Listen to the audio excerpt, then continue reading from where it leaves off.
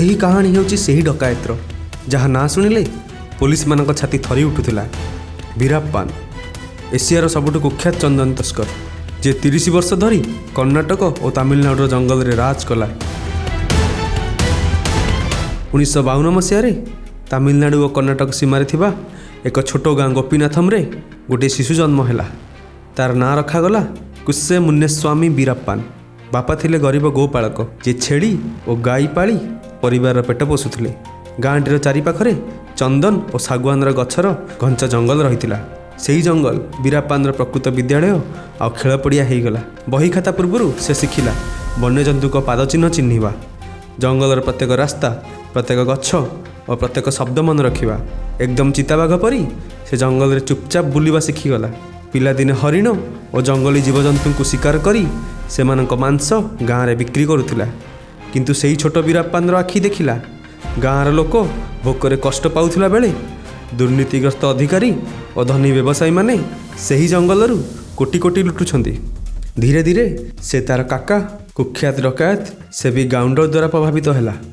ସେ 14 ବର୍ଷ ବୟସରେ ପ୍ରଥମ ହାତୀ ମାରିଲା ଏବଂ 17 ବର୍ଷ ବୟସରେ ପ୍ରଥମ ହତ୍ୟା କଲା ଜଣେ ବନ ବିଭାଗର ଅଧିକାରୀଙ୍କୁ। 18 ବର୍ଷ ବୟସରେ କାକାର ଦଳରେ ଯୋଗ ଦେଇ ସେ ସମ୍ପୂର୍ଣ୍ଣ ରୂପେ ଅପରାଧୀ ହୋଇଯାଇଥିଲା। 70 ଦଶକ ଶେଷ ହେବା ପର୍ଯ୍ୟନ୍ତ କୁସେ ମୁନ୍ନେସ୍ୱାମୀ ବୀରାପ୍ପାନ ଜଙ୍ଗଲ ଡକାୟତ ବୀରାପ୍ପାନରେ ପରିଣତ ହୋଇଯାଇଥିଲା। ଗାଁର ବେକାର ଯୁବକମାନଙ୍କୁ ନେଇ ସେ ଗ୍ୟାଙ୍ଗ ଗଠନ କଲା।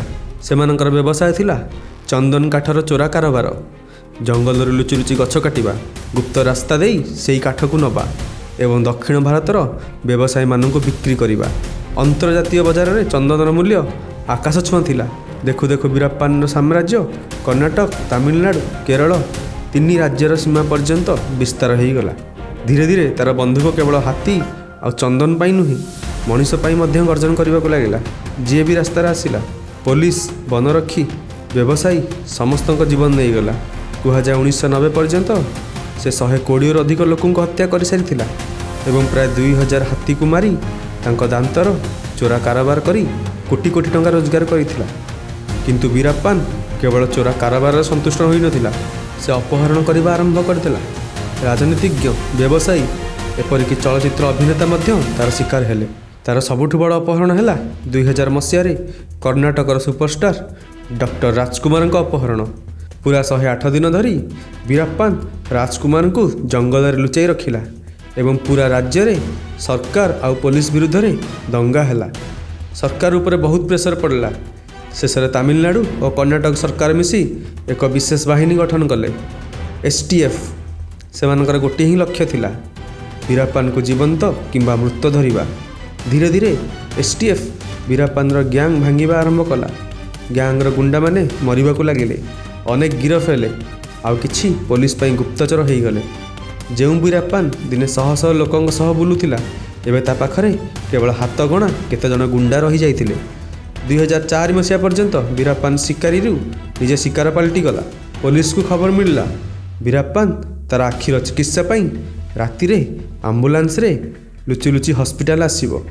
18 ଅକ୍ଟୋବର 2004 ରାତି ଯୋଜନାବଦ୍ଧ ଭାବେ ପୋଲିସ ଗୋଟିଏ ନକଲି ଆମ୍ବୁଲାନ୍ସ ଠିକ୍ କଲା, ଯାହାର ଡ୍ରାଇଭର STFର ଜଣେ ଗୁପ୍ତ ପୋଲିସ ଥିଲା।